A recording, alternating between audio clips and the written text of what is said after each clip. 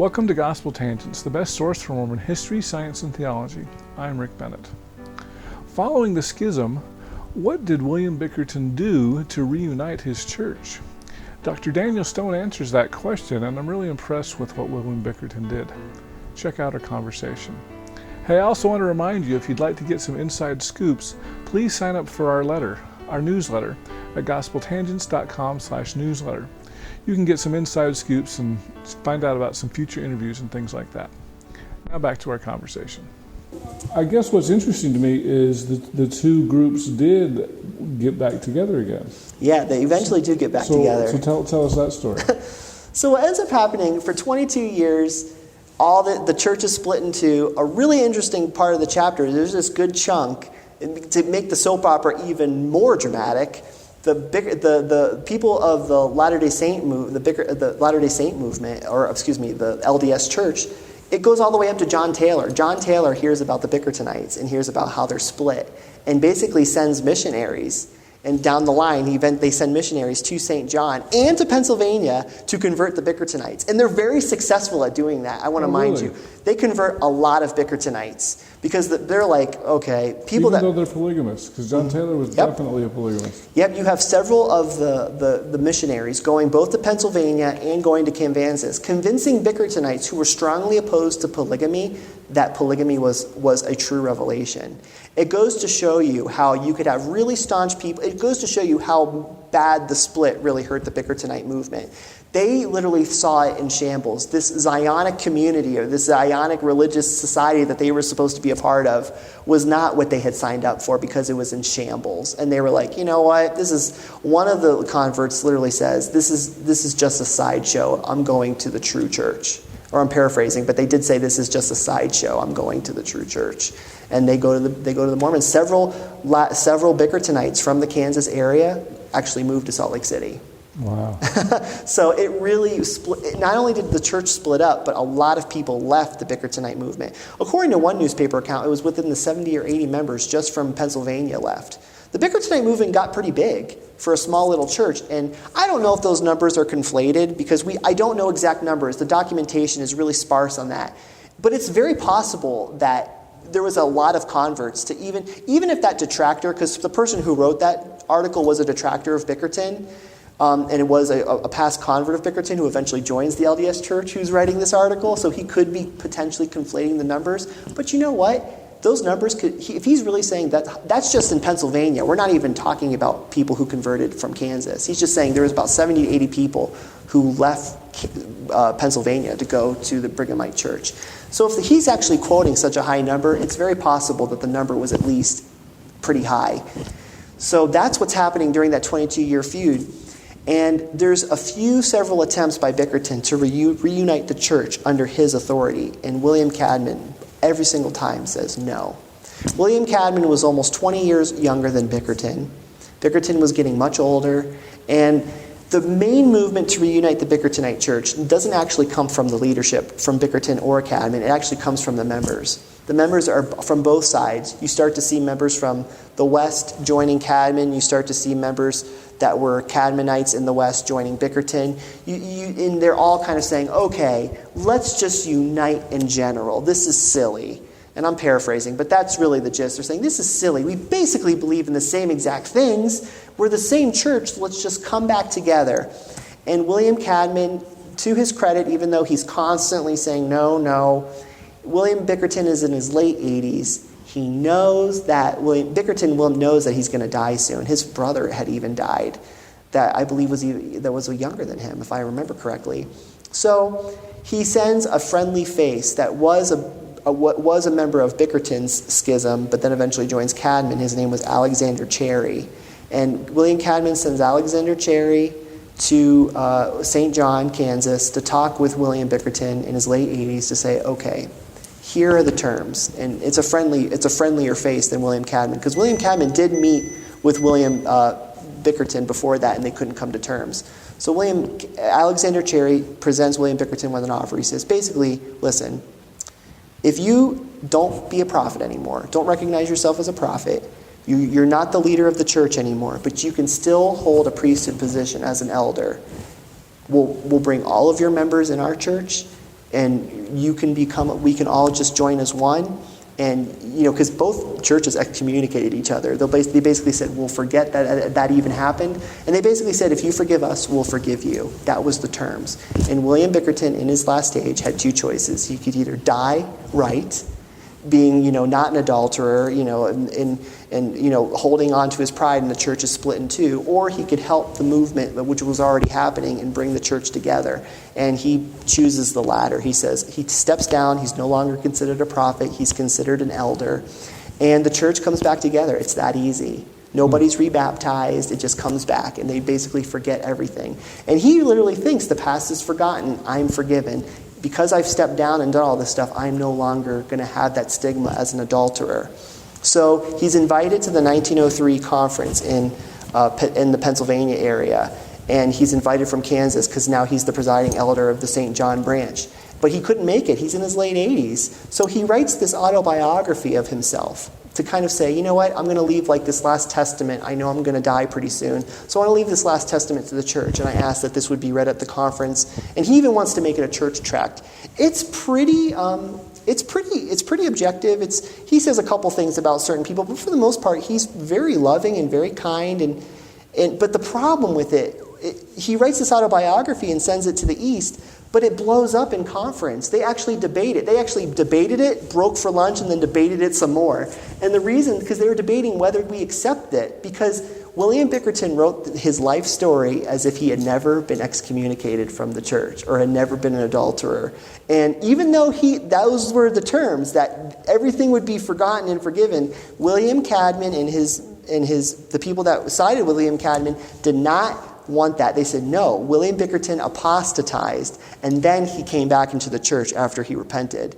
That was the narrative that they wanted. And they basically came up, but the conference didn't want this to, the church just came back together. They didn't want this to be a political shamble. So they said, okay, here's what we're going to do. We're going to accept the autobiography up to the point where you were accused of adultery, but everything after that we're going to just disregard.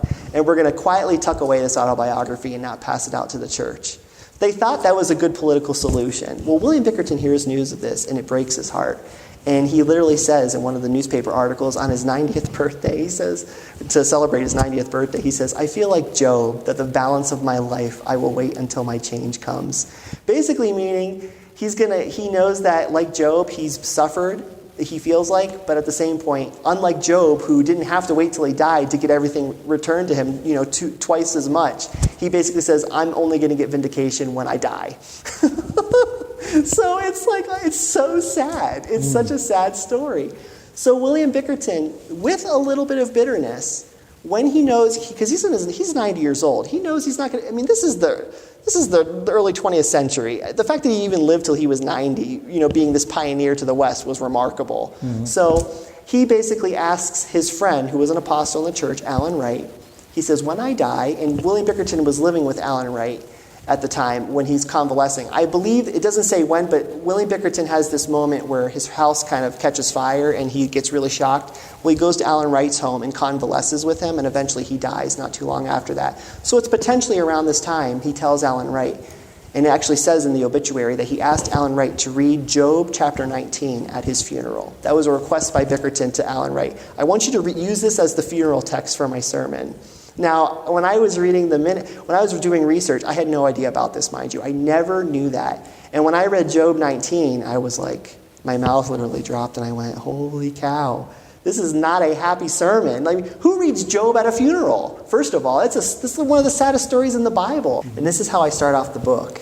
And this kind of shows the reason why William, again, third largest Latter-day Saint church, why on earth has this historic figure of American religion never been written about? This major historic American religious figure. He's a pretty significant figure. Maybe not as significant as Brigham Young, or even Joseph Smith III, but a pretty darn close second to Joseph Smith III, has several things written about him. And all these other little groups plenty of people have been written about, even the Shakers, who don't even basically exist anymore. There's been a ton of stuff written about him. Why not William Bickerton? Well, this kind of explains the reason. So William Bickerton knows that his autobiography has been tucked away. He now knows that the narrative of the church is going to basically be I have been an apostate. I was an apostate that eventually repented and came back in, even though he was the organizer and the originator of this movement. But he sees that the Cadman story and narrative is going to continue to carry, and he's very upset about that. So he asks Alan Wright, who he asks to conduct his funeral when he dies, and says, read this Job 19 as my funeral sermon. And this is part of Job 19 and how the book starts off. It says, my kinsfolk have failed, and my familiar friends have forgotten me. Oh, that my words were now written. Oh, that they were printed in a book, that they were graven with an iron pen in the lead and the rock forever. Job chapter 19, verses 14 to 24. Prior to his death in 1905, the deposed prophet of the Church of Jesus Christ, William Bickerton, left a final message to the world when he asked Apostle Alan Wright to read the 19th chapter of Job at his funeral. There was, of course, bitterness in this request. The one-time church president had been marginalized, his reputation tarnished by men he had mentored, who had assumed the leadership and cast him aside.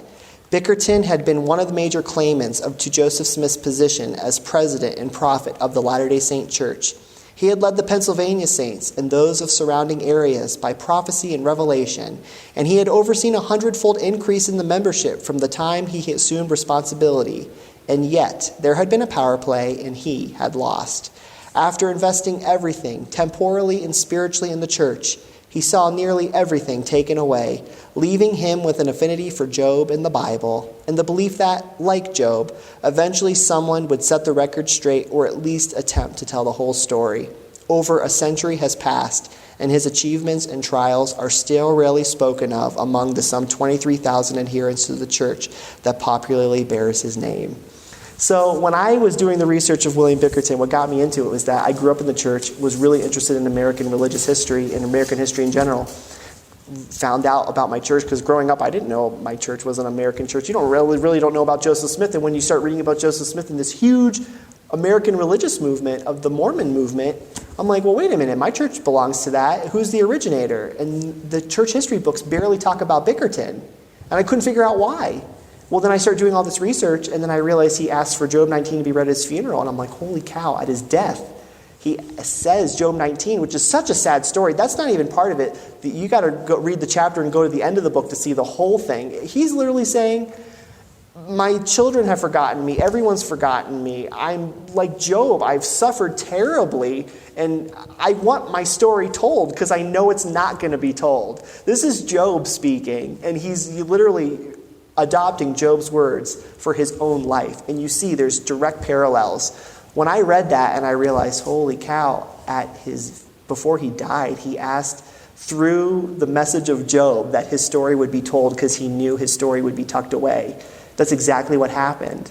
So in a sense, you could say Bickerton had the premonition to know his story was going to be tucked away for a long time. So from the grave, it's like a cry de coeur saying, somebody in the future, please tell my story. Now, I'm not saying, oh, look at me, I was the one that did it, because I had no idea. But when I saw that, even though I'm a historian and I try to be objective, and this book is one of my major monographs that even is helping me get the PhD, I'm recognizing that moved me, and I realized, holy cow, okay, his story does need to be told, because not only is this a major gap, not only within Mormon history and Mormon studies, but in American religious history in general, but the poor man asked at his death that at least his story would be told, and that's what I did. So you're a fulfillment of prophecy. Yeah. Maybe I won't go that far because that sounds very pretentious, but I at least like to think, well, hopefully Bickerton's happy with me. I hope you enjoyed our conversation with Dr. Daniel Stone. In our next conversation, we'll find out if he had any challenges getting access to church documents to write this book. I was able to get access to all these documents, which I think, as far as I know, no one has ever done before, so which was really fun. I wrote the first 5 chapters of the book. I gave it to the church historian and the 12. They never gave me a clear answer as to yes or no. I will say I can kind of understand, because as apostles or as leaderships of the church, you're none of them are historians, right? I am. the object of all apostles and any person of the Mormon movement is to promote faith, right? And history can sometimes be like that. So there might be some things. The big issue was the Cadman-Bickerton feud. They flat out said, I actually was heard from a couple of them saying that's the big issue that they were afraid of. I hope you enjoyed that short clip from our next interview. If you'd like to hear the entire interview uncut, please go to our patreon.com/gospeltangents and subscribe for just $5 a month. If you'd like a transcript of this, please click the yellow subscribe button at gospeltangents.com, and I'll send you this and all future transcripts. Also, if you'd like a paperback like we've got here, those are available at our website at amazon.com. Just do a search for Gospel Tangents. Please get all updates at our Facebook page at facebook.com/gospeltangents. We're also on Twitter at Gospel Tangents. You can also get transcripts individually at our website, gospeltangents.com/shop. Finally, make sure that you subscribe on our Apple Podcast page. Just do a quick search for Gospel Tangents there and give us a 5-star review while you're at it. Thanks again for listening. Your support helps create more Mormon history classes and podcasts such as this, and so I really appreciate you listening. Please share with your friends. Click here to subscribe, here for a transcript, and over here you'll see some more of our great videos. Thanks again.